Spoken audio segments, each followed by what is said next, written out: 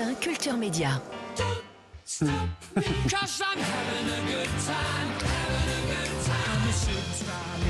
On va se parler franchement, Thomas Soto, Marie Portolano. Est-ce que vous supportez encore cette musique? Moi j'adore cette Vous musique. adorez cette musique? Don't Stop Me Now? Parce que vous, ça fait 3 ans que vous l'entendez maintenant. Ouais. Moi j'ai l'impression qu'il faut que je me mette à bosser quand je suis dans une soirée et que j'entends oh merde ça commence.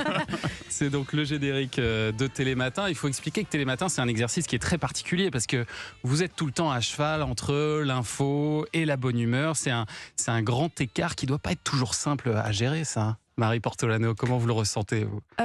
Alors moi je trouve pas que ce soit difficile à gérer, au contraire. Je trouve que c'est une offre multiple.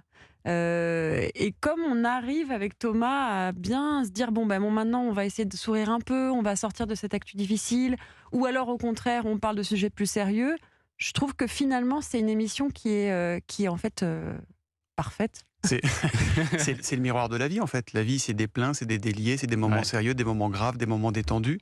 Et je pense que c'est ça qui fait que ce cocktail est depuis longtemps maintenant la première matinale de France. Donc voilà, on est comme on vit et comme nos téléspectateurs vivent avec c'est le matin, vous connaissez ça aussi, nos humeurs, nos contrariétés, nos angoisses, nos stress, nos besoins d'explication et nos envies de sourire. Et alors après une première délocalisation à Marseille, Télématin va poser ses valises sous les yeux sur la place Stanislas de Nancy. Pourquoi vous allez là-bas ? Parce que c'est la Saint-Nicolas, c'est magnifique. C'est le week-end de la Saint-Nicolas à Nancy, donc c'est vraiment le week-end du tourisme. C'est comme le marché de Noël à Strasbourg, si vous voulez, mais c'est un petit peu avant. Et puis c'est une super jolie ville. Et puis il y aura le Père Fouettard aussi, il n'y a pas que Saint-Nicolas. Il y a aussi le Père Fouettard. Faire attention à vous. Sera là-bas aussi. Attendez, ça m'inquiète beaucoup. Il est désagréable. Non, je l'ai croisé dans le couloir, il était déjà remonté comme une pendeuse. Il est en forme ce matin. Il est très en forme. Mais alors ça veut dire qu'il y aura du public aussi pour une fois, Thomas Soto? Pas pour une fois, parce qu'on a déjà fait une déloc l'année dernière à Marseille, au mois de juin, je crois, le 15 juin. Et en fait, c'est d'ailleurs curieux qu'on ait cette façon de se demander pourquoi on va là-bas. C'est normal en fait. On va voir ceux qui nous regardent.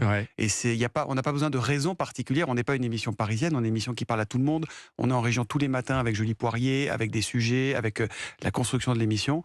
Et pour nous, c'est extrêmement vivifiant d'aller sur. D'ailleurs, ça sera au sens propre, je crois, si on en croit la météo de Valérie Maurice.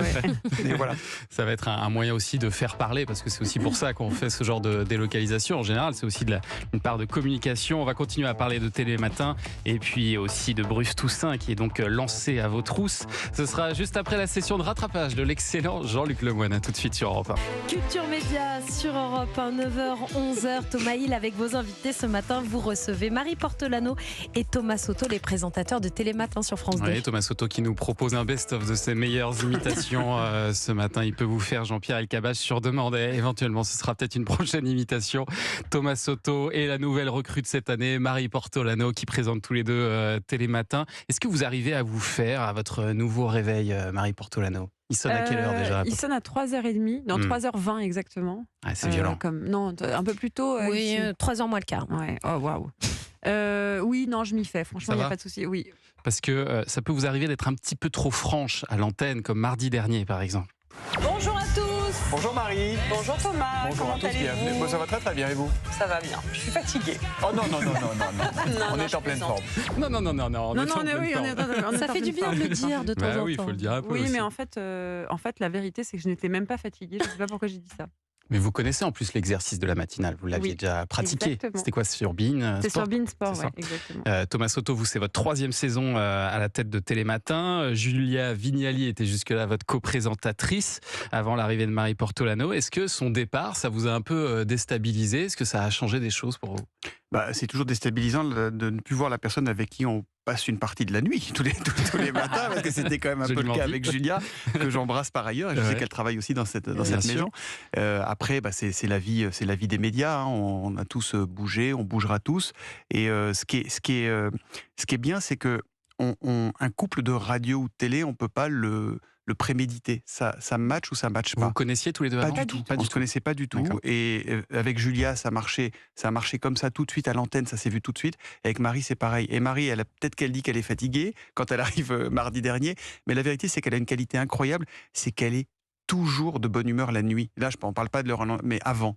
Et ça aide énormément. Mais ça booste. Moi, je ne suis pas toujours de bonne humeur la nuit, mais Marie, elle est toujours de bonne humeur et c'est génial. Et en fait, on s'amuse. Voilà. Et le réveil, moi, quand je vois le réveil qui sonne à 3h30, je me dis, tiens, je suis dans le morning show. À chaque fois, c'est le même horaire. Ouais. Et ça donne un petit coup de boost, quoi. En tout cas, les audiences, elles sont restées très stables pour Télématin depuis votre arrivée. 740 000 téléspectateurs en moyenne depuis début septembre. Ça fait 27% des téléspectateurs qui sont sur France 2 le matin. C'est presque 10 points devant BFM TV, votre principal concurrent aujourd'hui. Aujourd'hui, parce que vous me voyez venir avec mes gros sabots, le grand point d'interrogation pour vous, ça va être cette nouvelle concurrence qui arrive le 8 janvier avec la création d'une matinale sur TF1 présentée par Bruce Toussaint. Déjà, est-ce que vous saviez que TF1 avait ce projet en tête ou vous l'avez appris en même temps que tout le monde ? On l'a su à peu près en même temps que tout le monde, et ça me paraît pas illégitime de leur point de vue. Ils voient le succès de Télématin. L'audience, si on la calcule comme les audiences radio, en fait, tous les matins, on a pratiquement 3,5 millions de personnes qui viennent regarder Télématin. Si on cumule toutes les personnes qui passent parce que par tout le monde ne regarde pas 3 heures le matin, on a des choses à faire, donc on vient prendre Sauf ma mère regarde les 3 heures. Qui envoie des textos et qui commente en direct, c'est vrai. Passion Télématin. Donc c'est pas du tout anormal que TF1 se mette sur ce créneau-là. Au contraire, je pense que même ça salue en quelque sorte le succès de Télématin. Et alors derrière, qu'est-ce qui se passe quand vous apprenez quelque chose comme ça, ces réunions de crise à Télématin, Marie Portolano ? Non, mais en plus, il y a quelque chose de assez excitant finalement. Parce que, alors moi, ça fait pas longtemps que j'y suis, ça fait 4 mois, 3 mois. Mais je me dis, moi, je viens du sport et dans le sport, j'ai interviewé des grands sportifs qui m'ont toujours dit on n'est jamais meilleur que si on est challengé. C'est pas du tout français ce que je viens de dire, je crois. Mais vous avez compris. On comprend l'idée. Ouais, et donc, en fait, finalement, ça nous donne un petit truc d'excitation qui fait que on va aussi, nous aussi, y aller, quoi. Mais vous savez aussi qu'ils vont forcément vous piquer des téléspectateurs. Mais c'est sûr, mais c'est le jeu. Ils vont en prendre un peu, et c'est normal. Et puis nous, on va se battre. Et puis, vous savez, pour reprendre la métaphore du sport de Marie, si on court en regardant le couloir d'à côté, on va dans le mur. Exactement. Alors que si on court, notre couloir, il est quand même solide. Il est patrimonial pour beaucoup de familles. Télématin, c'est une émission qui se regarde depuis 35 ans, de père et de mère, en fils et en fille. Voilà, nous on a des gens qui disent mes parents regardaient, moi je regardais, machin. Donc voilà, il n'y a pas de réunion de crise. Par contre, et des ajustements. Mais il y a toujours, c'est une langue vivante, une émission, c'est comme une émission de radio, c'est-à-dire qu'on cogite en permanence, donc c'est pas parce que là, le 8 janvier, il y aura plus des dessins animés, il y aura plus T'es fou sur TF1, que ça va changer quelque chose pour nous. Nous, on est toujours dans la même gamberge permanente. Et on ajuste constamment, en fait. Ouais. Et il y a une rumeur qui annonce le débauchage de l'une de vos chroniqueuses, Maud Descamps. Ça n'est qu'une rumeur. Pas du tout. On va pas jouer les faux culs. Oui, Maud Descamps s'en va à TF1 et c'est une excellente journaliste. Ça prouve d'ailleurs qu'ils vont s'inspirer sans doute de nous. C'est ça. Et que c'est voilà. Après, on n'est jamais dans ce métier, quoi qu'on fasse, que le micro devant lequel on est assis. Donc, Nicolas Taverneau, il a toujours une phrase, patron d'M6, en général, qu'il prononce au mois d'avril, au moment où les animateurs renégocient des contrats. Il dit le concept est plus fort que l'animateur. Donc voilà, on lui souhaite bonne chance. C'est un très bon choix et on aura un autre excellent choix pour continuer à mener Télématin là où on veut le mener. Eh ben, c'est très sport de votre part. Dans un instant sur Europe 1, le journal des médias de Julien Pichenet, on va parler du retour d'Ambition Intime présenté par Karine Le Marchand. Alors quels seront les politiques qui vont y participer? La réponse avec Julien Pichenet. Et puis je crois que Stéphane Bern a un message pour vous ce matin. Culture Média sur Europe 1 avec Thomas Hill et vos invités. Thomas, vous recevez Thomas Soto et Marie Portolano. Et oui, les présentateurs de Télématin. Alors pour venir sur France 2, Marie Portolano, vous avez dû quitter M6 avec un petit peu de recul. Comment est-ce que vous avez vécu ce passage sur M6 ? Ce passage sur M6 ? Oui. Très bien.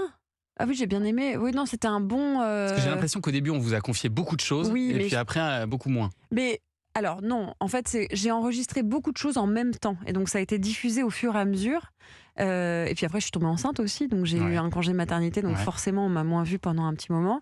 Non, j'ai adoré travailler sur M6. J'ai adoré travailler les gens avec qui que j'ai rencontrés là-bas. J'adore Nicolas Taverneau. Je trouve que c'est vraiment une personnalité on n'insulte pas l'avenir. Non, pas du tout. Non, mais Thomas le connaît aussi. Enfin, c'est vraiment une personnalité qui m'a... attachante. Exactement. C'est les meilleurs déjeuners du monde avec Nicolas. Ah, c'est ça. Il y a des bons croissants. J'adore. J'ai parlé avec lui des Girondins de Bordeaux pendant, une heure. C'était hyper intéressant. Enfin, voilà. Donc non, j'en garde un très bon souvenir. Et alors, vous y faisiez pas mal de divertissements sur M6. Est-ce que vous aimeriez en faire aussi sur France 2 ? Oui, pourquoi pas. Oui, je me pose pas la question. Pourquoi ? Est-ce que vous entendez bien avec Stéphane Bern ? Oui. Je vois où vous voulez en venir. Parce que mon petit doigt me dit que vous allez présenter la soirée du 31 décembre avec lui cette année. Exactement. Oui. C'est une bonne nouvelle, ça. Oui, c'est une très bonne Et nouvelle. alors, ça va se passer où, ça? Alors, ça va se passer. Alors, je ne sais pas exactement où.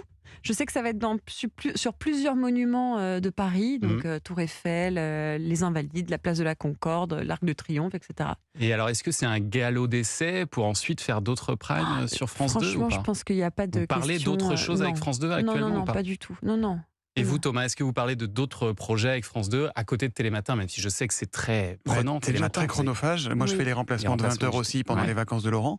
Donc, c'est vrai que... Et le Téléthon qui va arriver. c'est un tout petit truc sur le Téléthon Oui, mais quand en même. fin de semaine prochaine.